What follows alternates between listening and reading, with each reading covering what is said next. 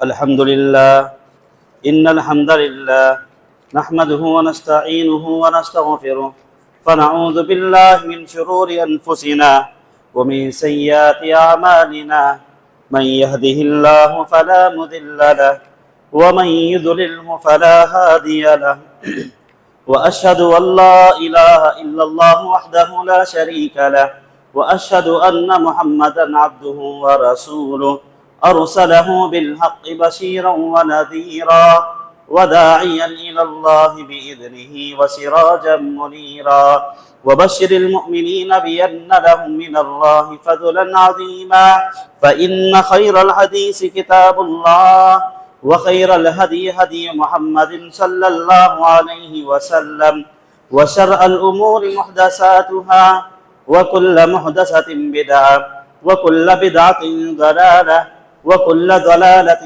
في النار أما بعد أعوذ بالله من الشيطان الرجيم بسم الله الرحمن الرحيم والعصر إن الإنسان لفي خسر إلا الذين آمنوا وعملوا الصالحات وتواصوا بالحق وتواصوا بالصبر وقال الله تبارك وتعالى في موضع آخر قل هو الله أحد الله الصمد لم يلد ولم يولد ولم يكن له كفوا أحد وقال النبي صلى الله عليه وسلم لا يؤمن أحدكم حتى أكون أحب إليه من والده وولده والناس أجمعين.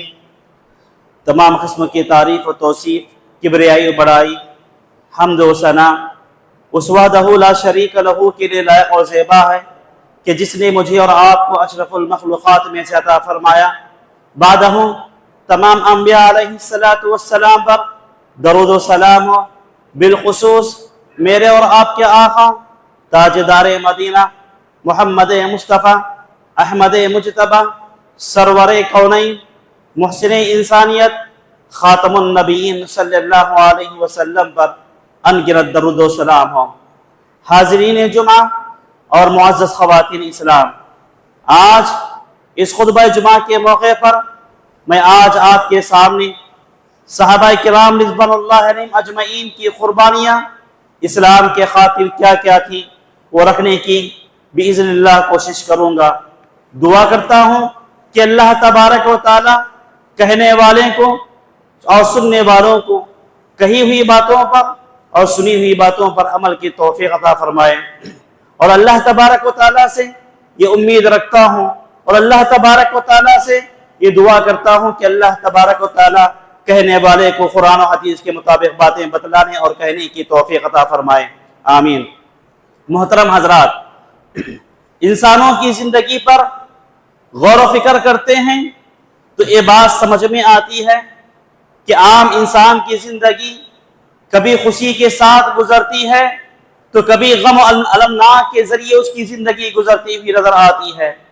اگر وہیں پر عام انسانوں کی زندگی پر غور کرتے ہیں تو یہ بات ہمیں سمجھ میں آتی ہے کہ آج کا دن جیسا انسان کا رہے گا آنے والا دن انسان کا ویسا نہیں رہے گا. تو پتہ یہ چلا انسان کی زندگی میں اونچ نیچ ہوتی ہی رہتی ہے.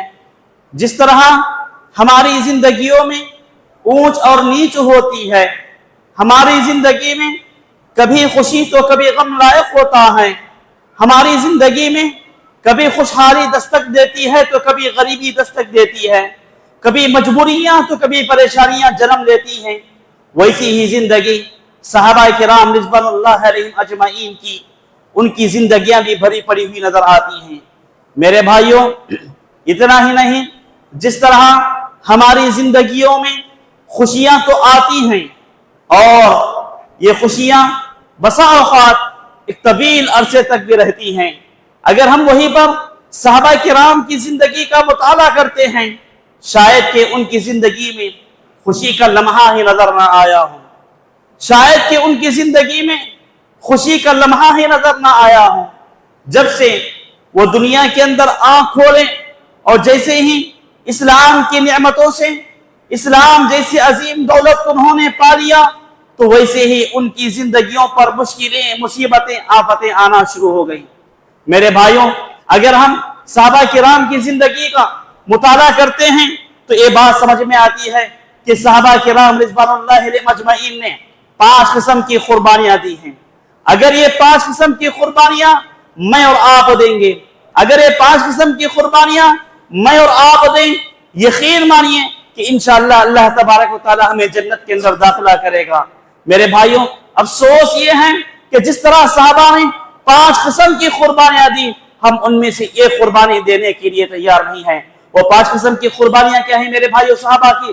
پہلی قربانی مالی قربانی، دوسری جسمانی قربانی صحابہ کرام نے دی، اسی طرح روحانی قربانی یعنی دل کی قربانی صحابہ نے دی، اسی طرح جان کی قربانی صحابہ کرام نے دی، اور اسی طرح اپنی خواہشات کی قربانی صحابہ کرام رضوان اللہ علیہم اجمعین نے دی. تب جا کر یہ اسلام آج ہم تک پہنچا ہے میرے بھائیوں. صحابہ کی یہ قربانیاں، مالی قربانی، جسمانی قربانی، روحانی قربانی اور جانی قربانی، خواہشات کی قربانی، یہ 5 قربانیوں کی وجہ سے یہ دین اسلام آج ہم تک پہنچا ہے. اسی وجہ سے آج ہم دین کو سمجھ رہے ہیں میرے بھائیوں. اگر اس ٹائم پر صحابہ یہ قربانیاں نہ دیے ہوتے، یقین مانیے دین کو سمجھنا ہمارے لیے مشکل ہو جاتا تھا. میرے بھائیوں، میں آپ کے سامنے ان 5 پر کچھ گفتگو کرنے کی کوشش کروں گا. پہلی چیز مالی قربانی کی بات آتی ہے. ذرا غور کیجئے صحابہ نے اپنے مال کو اللہ کے راہ میں کیسے قربان کیا. ذرا غور کرنے کی بات ہے کہ اللہ کے راستے میں، نبی کے راستے میں، دین کے راستے میں صحابہ کرام رضوان اللہ علیہم اجمعین نے اپنے مالوں کو کیسے قربانی دی. کسی جنگ کے موقع پر نبی مکرم صلی اللہ علیہ وسلم یہ اعلان کرتے ہیں، مسلمانوں جنگ کے میدان میں حاضر ہونا ہے، مگر افسوس یہ ہے مسلمانوں کی جماعت کم ہے، مسلمانوں کو لڑنے کے واسطے ہتھیار کی ضرورت ہے، مسلمانوں کے پاس ساز و سامان نہیں ہے، جانور بھی نہیں ہے، گھوڑے بھی نہیں ہیں، اونٹ بھی نہیں ہے، ڈھال بھی نہیں ہے. آپ سے جو کچھ ہو سکتا ہے اللہ کے راہ میں مدد کیجیے. میرے بھائیوں، یہ بات سننا تھا تمام صحابہ ایمان کے خاطر، جنت حاصل کرنے کے خاطر ان کے پاس جو کچھ بھی تھا تمام کا تمام اللہ کے راستے میں قربان کر دیتے ہیں. میرے بھائیوں سبحان اللہ، یہ ہے صحابہ کی قربانی کا جذبہ. اپنے مال کی فکر نہیں کر رہے ہیں صحابہ، یہ نہیں سوچ رہے ہیں اگر میں اپنے مال کا کچھ حصہ اللہ کے رسول کی خدمت میں پیش کروں گا میری بیوی کا کیا ہوگا، میرے بچوں کا کیا ہوگا، میرے خاندان کا کیا ہوگا. کسی صحابی نے یہ نہیں سوچا میرے بھائیوں. سبحان اللہ، اللہ کے رسول کا اعلان تھا. صحابہ کرام رضوان اللہ علیہم اجمعین اپنے مال کو اللہ کے رسول کی خدمت میں پیش کر رہے ہیں. میرے بھائیوں، حضرت عمر رضی اللہ تعالیٰ عنہ آتے ہیں، اپنے جائیداد کا آدھا مال اللہ کے رسول کی خدمت میں پیش کر رہے ہیں. اپنی جائیداد کا، اپنے حصے کا جتنا مال حضرت عمر کے پاس ہے اس میں کا آدھا حصہ اللہ کے رسول کی خدمت میں، دین کی خدمت میں پیش کر رہے ہیں. سبحان اللہ.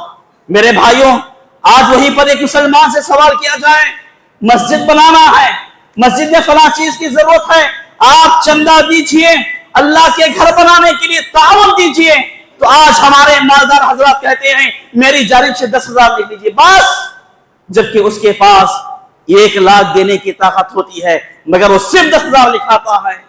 افسوس کی بات ہے میرے بھائیوں، آج یہ قربانی، آج ہم مال کی قربانی نہیں دے رہے ہیں.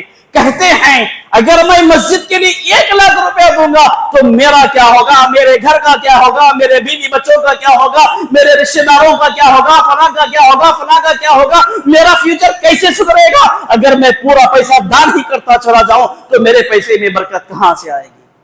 مگر صحابہ کا ایمان دیکھیے. ابو بکر، حضرت عمر آ رہے ہیں، اپنی جائیداد کا آدھا حصہ اللہ کے رسول کی خدمت میں پیش کر رہے ہیں. میرے بھائیوں، ایک اور قدم آگے بڑھتے ہیں تو دیکھتے ہیں وہیں پر حضرت ابو بکر صدیق رضی اللہ تعالیٰ عنہ موجود ہیں، خاموش ایک کونے میں بیٹھے ہوئے ہیں. پوچھتے ہیں اے ابو بکر تم کیا پیش کیے ہو اللہ کے رسول کی خدمت میں؟ ابو بکر جواب دیتے ہیں اور اللہ کے رسول بھی کہتے ہیں اے عمر یہ وہ ابو بکر ہیں، یہ وہ ابو بکر ہیں جن کے پاس جو کچھ بھی تھا، ان کے گھر میں جو کچھ بھی تھا پورا مال اللہ کے رسول کی خدمت میں پیش کیے ہیں، اپنے گھر میں 1 پیسہ بھی نہیں رکھے ہیں. اللہ اکبر. جو مال ہے پورا مال اللہ کے راستے میں لٹا رہے ہیں، جو مال ہے مکمل مال اللہ کے رسول کی خدمت میں پیش کر رہے ہیں. میرے بھائیوں اللہ کے رسول پوچھتے ہیں اے ابو بکر اپنے بیوی بچوں کے واسطے گھر میں کیا چھوڑ کر آئے ہو؟ پورا مال تو یہاں پر لے کر آئے ہو۔ میرے بھائیوں کہنے والوں نے یہ بھی کہا، تاریخ لکھنے والوں نے یہ بھی لکھا، حضرت ابو بکر کے گھر میں جو برتن تھے وہ برتنیں بھی لے کر آ گئے۔ اللہ اکبر، کچھ بھی نہیں چھوڑا گھر کے اندر۔ اس طرح انہوں نے مال کی قربانی دی۔ ابو بکر سے پوچھا ابو بکر گھر میں کیا چھوڑ کر آئے ہو؟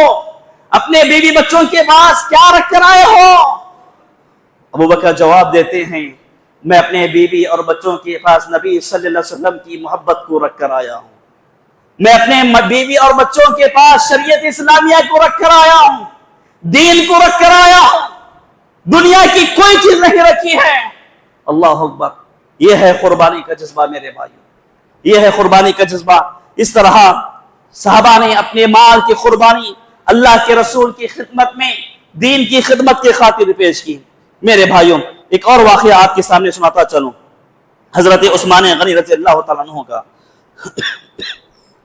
حضرت عثمان غنی رضی اللہ تعالیٰ عنہ کا واقعہ مشہور واقعہ ہے۔ اس جنگ کے موقع پر اللہ کے رسول اعلان کرتے ہیں کہ اللہ کے راستے میں کچھ خدمت کرو، یہ اعلان سننا تھا۔ حضرت عثمان غنی رضی اللہ تعالیٰ عنہ آگے بڑھتے ہیں، کہتے ہیں اے اللہ کے رسول صلی اللہ علیہ وسلم میری طرف سے 100 اونٹ اور ماسا سامان اللہ کے رسول کی خدمت میں پیش کروں گا۔ پھر دوبارہ اعلان کرتے ہیں اللہ کے رسول ہے کوئی صحابی اور مزید دینے والا؟ حضرت عثمان پھر کھڑے ہوتے ہیں اے اللہ کے رسول میں 200 اونٹ اور اس کے ساتھ ساز و سامان بھی دوں گا۔ ساز و سامان کا مطلب کیا ہے؟ اونٹ کے ساتھ جو ضرورت کی چیزیں ہوتی ہیں جیسے تیر، کمان، ڈھال، یہ چیزیں بھی دوں گا۔ اللہ کے رسول پھر کہتے ہیں ہے کوئی صحابی، ہے کوئی آدمی جو اللہ کے راہ میں اور دینا چاہتا ہے؟ یہی عثمان آگے بڑھتے کہتے ہیں اے اللہ کے رسول میں 300 اونٹ اور ماسا و سامان دوں گا۔ یہ سننا تھا۔ اللہ کے رسول صلی اللہ علیہ وسلم منبر سے اترتے ہیں، حضرت عثمان کے گلے لگتے ہیں اور کہتے ہیں قربان جانیے عثمان، اب کے بعد تمہیں کوئی چیز تمہیں نقصان نہیں پہنچائے گی۔ سبحان اللہ، یہ ہے میرے بھائیوں صحابہ کا ایمان، اپنے مال کو اللہ کے راستے میں قربان۔ میرے بھائیوں اتنا ہی نہیں، حضرت ابن عمر رضی اللہ تعالیٰ عنہ سے مروی ہے، ایک مرتبہ کا واقعہ ہے، اللہ تبارک و تعالیٰ نے حضرت ابو بکر صدیق رضی اللہ تعالیٰ عنہ کو سلام بھیجا۔ میرے بھائیوں ہم دیکھتے ہیں ہم میں سے کوئی بھائی حج یا عمرہ کرنے کے لیے جاتے ہیں تو ہمیں سلام سناتے ہیں، ہمیں اچھا لگتا ہے، ہمیں اچھا لگتا ہے، مگر یہ وہ ابو بکر ہیں جن کو اللہ تبارک و تعالیٰ نے آسمان سے سلام بھیجا ہے۔ کیا سبب ہے میرے بھائیوں؟ کیا سبب ہے؟ ابو بکر کے بارے میں اللہ نے آسمان سے سلام بھیجا۔ حضرت ابن عمر بیان فرماتے ہیں اللہ کے رسول نے کہا حضرت عمر رضی اللہ تعالیٰ عنہ نے اپنے مال کو اللہ کے راہ میں اتنا قربان کر دیا، اتنا قربان کر دیا، یہاں تک کہ اپنے بدن پر پہننے کے لیے کپڑا موجود نہیں ہے، یا کپڑا ہے بھی تو بٹن لگانے کے واسطے گنڈی نہیں ہے، مگر حضرت ابوبکر صدیق نے اپنے جسم کو چھپانے کے لیے، اپنے کپڑے کو ڈھکنے کے لیے کانٹوں کا استعمال کیا، کانٹوں کو گنڈیاں بنا کر حضرت ابوبکر نے کپڑوں کا استعمال کیا۔ حضرت ابوبکر کی یہ ادا اللہ کو اتنی پسند آئی، اللہ نے آسمان سے سلام بھیجا۔ سبحان اللہ میرے بھائیوں، صحابہ کا جذبہ ایمانی ایسا تھا کہ صحابہ ہر موقع پر یہ دیکھتے تھے کہ ہمیں اپنے مال کو کہاں پر قربان کرنا ہے، یہ دیکھتے تھے کہ مجھے اپنا پیسہ کہاں پہ خیرات کرنا ہے، کہاں پر صدقہ کرنا ہے، کہاں پر خرچ کرنا ہے۔ مگر افسوس کا معاملہ یہ ہے آج ہم مسلمان یہ دیکھتے ہیں میری بیٹی کی شادی ہو رہی ہے، میرے بیٹے کی شادی ہو رہی ہے، مجھے شادی میں کیا خرچہ کرنا ہے، رشتہ داروں کو کیا کھلانا ہے، میرے گھر میں نام کیسا آئے گا، میں پیسہ کتنا خرچہ کروں گا تو میرا نام آئے گا۔ آج ہم یہ دیکھتے ہیں میرے بھائی، صحابہ وہ دیکھتے نہیں تھے کب موقع ملے گا، کب اسلام کے راستے میں پیسہ خرچ کرنا ہے۔ یہ تو مالی قربانی صحابہ کی ہوئی۔ آئیے میرے بھائیو دوسری قربانی جسمانی قربانی۔ میرے بھائیوں یہ جسمانی قربانی بھی صحابہ نے دی۔ آئیے میں وقت گوائے بغیر آپ کے سامنے واقعات رکھتا چلوں۔ حضرت بلال رضی اللہ تعالیٰ عنہ جب ایمان لاتے ہیں، ان کا ایک آقا تھا جس کا نام امیہ بن خلف تھا۔ جب اسے معلوم ہوتا ہے امیہ بن خلف جو اسلام کا کٹر اور پکا سب سے بڑا دشمن تھا میرے بھائیو یہ امیہ بن خلف، جب اسے معلوم ہوا کہ اس کا غلام حضرت بلال ایمان لے آ چکا ہے، بلاتا ہے، پوچھتا ہے اے بلال میں نے سنا ہے کہ تم بے دین ہو چکے ہو، میں نے سنا ہے کہ تم بتوں کی پوجا کرنا چھوڑ دیے ہو۔ بلال کہتے ہیں اے میرے آقا آپ نے جو سنا ہے وہ بالکل ٹھیک سنا ہے۔ میرے بھائیوں اتنا سننا تھا، حضرت بلال کی زبان سے کلمہ شہادت کا سننا تھا، نبی کی محبت کے الفاظ سننا تھا۔ امیہ بن خلف اتنا غصہ آتا ہے، اتنا غصہ آتا ہے، بلال کے بدن سے کپڑے نکالتا ہے اور ایسی دھوپ میں، ایسی دہکتی دھوپ میں، ایسی دہکتی دھوپ کی ریت میں لٹاتا ہے جس کی وجہ سے حضرت بلال کے پیٹھ پر چھالے ہو جاتے ہیں۔ میرے بھائیوں اتنا ہی نہیں، جب دھوپ کم ہوتی ہے، شام کا موقع ہوتا ہے، بچوں کے ہاتھ میں حضرت بلال کو تھما دیا جاتا، حضرت بلال کے گلے میں رسی ڈال دی جاتی اور بچے حضرت بلال کو راستہ پر کھینچتے ہوئے لے کر جاتے اور انہیں پتھروں سے مارتے تھے۔ میرے بھائیوں پھر بھی حضرت بلال رضی اللہ تعالیٰ عنہ نے اسلام کو نہیں چھوڑا، پھر بھی حضرت بلال نے اسلام کو نہیں چھوڑا۔ اس طرح ہمارے صحابہ نے تکلیفوں کو جھیلا، تب جا کر یہ اسلام ہم تک پہنچا ہے۔ میرے بھائیوں حضرت خالد رضی اللہ تعالیٰ عنہ جب ایمان لے آتے ہیں، ان کے باپ کو بات معلوم ہوتی ہے، ان کا باپ کہتا ہے تم ایمان لے آ چکے ہو، یاد رکھو خالد آج سے تمہارا گھر میں کھانا پینا بند ہے۔ اللہ اکبر، صرف ایمان لانے کی وجہ سے باپ نے گھر میں کھانے اور پینے کو بند کر دیا۔ میرے بھائیوں باپ کہتا ہے اے بیٹے خالد ایمان سے باز آ جاؤ، اپنے باپ داداؤں کے راستے پر عمل کرو۔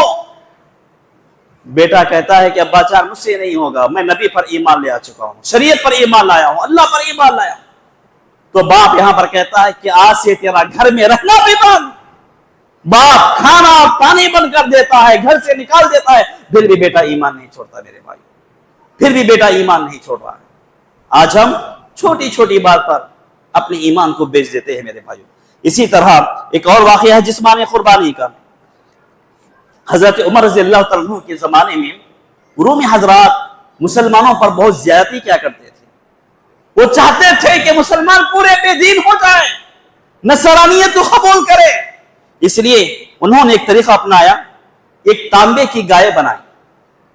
رومی حضرات نے حضرت عمر کے زمانے میں ایک تانبے کی گائے بنائی اور اس کے پیٹ میں روغن اور زیتون کا تیل ڈال دیتے تھے اور اس کو آگ سے سلگایا جاتا تھا اور مسلمانوں سے کہا جاتا تھا کہ تم نصرانیت قبول کرو، اسلام کو چھوڑ دو تو تمہیں بچایا جائے گا۔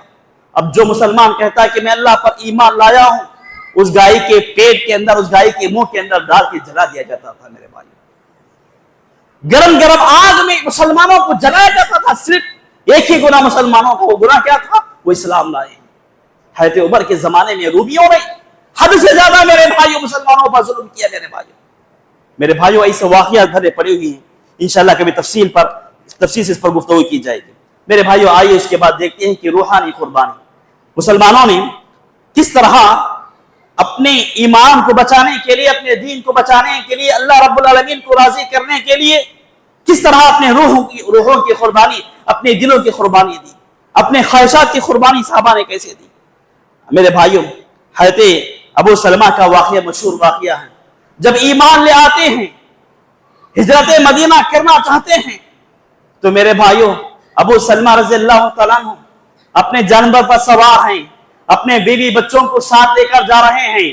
سسرال والے آتے ہیں، ایک بیوی کو چھین لیتا ہے تو ایک بیٹے کو چھین لیتے ہیں۔ میرے بھائیوں کہتے ہیں اے ابو سلمہ تم اکیلے جاؤ، تم ایمان لائے ہو، تمہاری مرضی، تمہارا مسئلہ ہے، مگر تم ہماری بیٹی کو لے کر نہیں جا سکتے، تم ہماری بیٹی کو لے کر نہیں جا سکتے۔ سسرال والے آتے ہیں، بیٹی کو لے کر چلے جاتے ہیں۔ میرے بھائیوں اسی اثنا ابو سلمہ کے والدین، ان کے گھرانے والے آتے ہیں، کہتے ہیں یہ جو تمہارا بیٹا ہے ہمارے گھر کا پوتا ہے، ہم اس بیٹے کو اپنے ساتھ لے کر جائیں گے، تمہیں ساتھ لے جانے نہیں دیں گے۔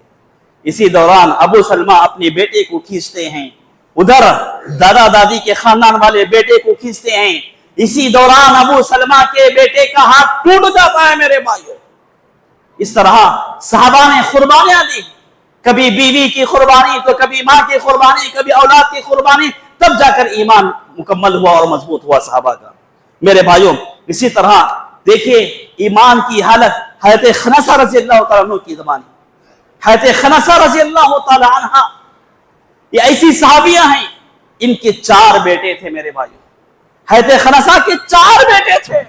حضرت خنسہ کہتی ہیں اپنے بیٹوں کو تربیت دیتی ہیں، اے میرے بچوں، جنگ کے میدان میں جانا اور شہید ہونا ماں کی تربیت ہے میرے بھائیوں.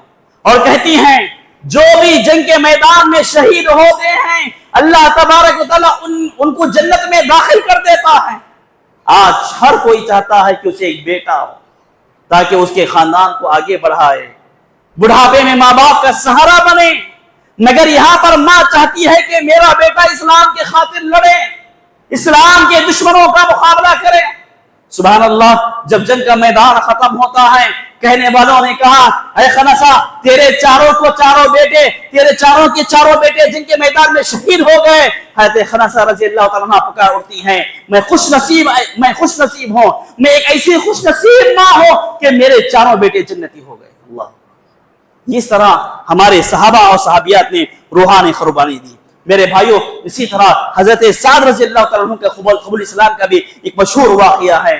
جب وہ اسلام لے آتے ہیں ان کی امی جان حضرت سعد کی ماں کہتی ہیں اے بیٹے تم دین کو چھوڑ دو، اسلام کو چھوڑ دو. اگر تم اسلام نہیں چھوڑو گے تو میں کھانا نہیں کھاؤں گی، میں پانی نہیں پیوں گی. تو میرے بھائیوں تب اللہ تبارک و تعالیٰ قرآن مجید میں آیت نازل کرتا ہے، کہتا ہے جب ماں باپ کی بات یا ماں باپ کا عمل شریعت کے خلاف ہے تو ماں باپ کی نافرمانی کرو. اللہ کے رسول کہتے ہیں اے سعد اپنی ماں کو اس کی حالت پہ چھوڑ دو. تو میرے بھائیوں یہ وہ سعد ہیں جو اپنی ماں کو حد سے زیادہ چاہتے تھے، دل سے محبت کرتے تھے. ماں بیٹے کے سامنے کچھ کھا نہیں رہی ہے، کچھ پی نہیں رہی ہے، یہ اسلام لائے ہیں، ماں کو سمجھاتے ہیں. میرے بھائیوں پھر بھی ماں کچھ کھاتی نہیں پیتی نہیں تو ماں کو اس حالت پہ چھوڑ دیتے ہیں. تو اس طرح صحابہ نے اللہ کے خاطر جو ہے اپنی خواہشات کی، اپنے دلوں کی ارمانوں کی قربانی دی. میرے بھائیوں آئیے اس کے بعد ایک آخری بات بتا کر اپنی بات ختم کروں گا. صحابہ نے اپنے اسلام کی خاطر اپنی جانوں کی بھی قربانی دی، اپنے جان کی قربانی دی. ایک مشہور واقعہ ہے، ایک صحابی رسول صلی اللہ علیہ وسلم صبح سے شام تک کام کر کے کچھ کھجور بطور مزدوری کماتے ہیں، ہاتھ میں کھجور ہیں. بعض لوگوں نے یہ بھی کہا کہ صرف ایک کھجور کمائے تھے. اللہ کے رسول صلی اللہ علیہ وسلم کے پاس آتے کہتے ہیں اے اللہ کے رسول مجھے جنت کیسے ملے گی؟ اے اللہ کے رسول مجھے جنت کیسے ملے گی بتائیے، جنت میں میرا داخلہ کیسا ہوگا بتائیے. اللہ کے رسول بیان فرماتے ہیں اگر تم جنت میں جانا چاہتے ہو یہاں پر جو کھڑے ہو آپ، یہاں سے جو بازو میں جو جنگ کا میدان چل رہا ہے اس میں جاؤ، شہید ہو جاؤ، جنت ملے گی. وہ صحابی رسول اسی وقت کھجور وہیں پر پھینک دیتے ہیں، کھجور کو وہیں پر پھینک دیتے ہیں اور جنگ کے میدان میں داخل ہوتے ہیں، لڑتے ہیں، دشمنوں کو مارتے ہیں، یہاں تک کہ لڑتے لڑتے خود جنگ کے میدان میں شہید ہو جاتے ہیں. اللہ اکبر. اپنی جانوں کی بھی قربانی. میرے بھائیوں اگر ہم جنگ احد، جنگ بدر ایسی جنگوں کا مطالعہ کرتے ہیں یا پھر ایسی بڑی بڑی جنگوں کا مطالعہ کرتے ہیں تو صحابہ نے اپنی جانوں کی قربانی دی. جنگوں میں صحابہ مارے گئے، صحابہ کو اپنی جان پرواہ نہیں تھی. حضرت حنظلہ رضی اللہ تعالی عنہ یہ ایسے صحابی ابھی نئی شادی ہوئی ہے، بیوی سے ہم بستری کیے ہوئے ہیں، رات میں اعلان ہوتا ہے جنگ کے لیے نکلنا ہے. میرے بھائیوں بیوی کو بازو رکھ دیتے ہیں، غسل کرنے کا ٹائم نہیں ملتا، جنگ کے میدان میں جاتے ہیں اور شہید ہو جاتے ہیں. میرے بھائیوں یہی وہ صحابی ہیں جن کے متعلق اللہ کے رسول نے کہا یہ صحابی غسیل الملائکہ ہے، اللہ کے فرشتے انہیں نہلا رہے ہیں. میرے بھائیوں جنگ کے میدان میں کوئی آدمی مسلمان مارا جاتا ہے انہیں غسل نہیں دیا جاتا، مگر حضرت حنظلہ رضی اللہ تعالیٰ عنہ کو فرشتے، اللہ کے فرشتے غسل دے رہے ہیں. میرے بھائی اللہ کے فرشتے غسل دے رہے ہیں. سبحان اللہ. کیسی قربانی ہے میرے بھائیوں. نئی دلہن گھر میں موجود ہے، دلہن کی پرواہ نہیں کر رہے ہیں، خواہشات کی پرواہ نہیں کر رہے ہیں، صحابی رسول جنگ کے میدان میں جا رہے ہیں. میرے بھائی صحابہ نے اپنی جان کی قربانیاں دے کر اسلام کی حفاظت کی. میرے بھائیوں بتانے کی باتیں بہت زیادہ ہیں، بس وقت ختم ہوا چاہتا ہے. بس خلاصے کے طور پر آپ کے سامنے یہ بتانا چاہتا ہوں کہ صحابہ کرام کو دین سے محبت تھی، اسلام سے محبت تھی. تو آج ہمیں بھی دین سے محبت ہونا چاہیے، اسلام سے محبت ہونا چاہیے، تبھی جا کر ہماری زندگی کامیاب ہو جائے گی. اسی طرح اللہ اس کے رسول سے محبت بھی ہمارے دلوں میں ہونا چاہیے. جب تک ہمارے دلوں میں اللہ اس کے رسول سے محبت نہیں ہوگی ہمارا ایمان مکمل نہیں ہوگا. لا یؤمن احدکم حتی اکون احب الیہ من والدہ وولدہ والناس اجمعین. اللہ کے رسول نے اس کی طرف وضاحت کے ساتھ بیان فرما دیا ہے کہ جو لوگ بھی اللہ اس کے رسول سے محبت نہیں کرتے گویا کہ ان کا ایمان ابھی تک مکمل نہیں ہوا ہے. اسی طرح ہر انسان کو اپنی ذمہ داری کا احساس ہونا چاہیے. ہماری ذمہ داری کیا ہے میرے بھائیوں؟ ہماری ذمہ داری صرف ایک ہی ذمہ داری ہے، وہ ذمہ داری ہے اللہ کی عبادت کرنا، اللہ کی اطاعت کرنا، اس کی فرما برداری کرنا، اس کی نافرمانیوں سے بچنا. یہ اصل ہماری ذمہ داری ہے. اب اس کے علاوہ جو دنیاوی ذمہ داریاں ہیں یہ ساری ذمہ داریاں ہیں، یہ دیگر ذمہ داریاں ہیں،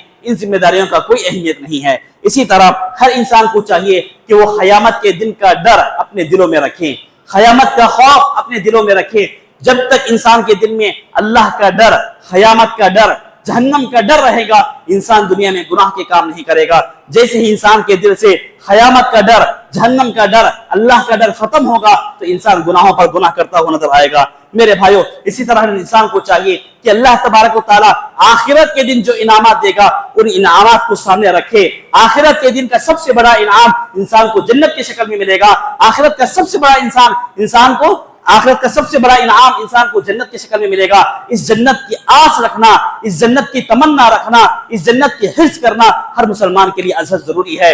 اور جب ہمارے دل میں جنت کی آس پیدا ہوگی، جنت کی حرص پیدا ہوگی، جنت کی لالچ پیدا ہوگی تو انسان ظاہر سی بات ہے نیکیاں کمائے گا، گناہوں سے بچنے کی کوشش کرے گا. دعا کرتا ہوں کہ اللہ رب العالمین کہنے والے کو سننے والوں کو عمل کی توفیق عطا فرمائے. اے اللہ ہم تمام مسلمانوں کو اسلام کے مطابق اپنی زندگی گزارنے کی توفیق عطا فرما. اے اللہ ہم تمام مسلمانوں کو صحابہ کرام رضوان اللہ علیہم اجمعین کی زندگیوں کو سامنے رکھتے ہوئے اپنی زندگیوں کو سدھارنے کی توفیق عطا فرما. اے اللہ جب تک تو ہمیں دنیا میں زندہ رکھے دین اسلام پر زندہ رکھ، جب بھی ہمارا خاتمہ ہو تو دین اسلام پر ہو. آمین. ربنا تقبل منا انك انت السميع العليم وتب علينا انك انت التواب الرحيم. سبحان ربك رب العزة عما يصفون وسلام على المرسلين والحمد لله رب العالمين.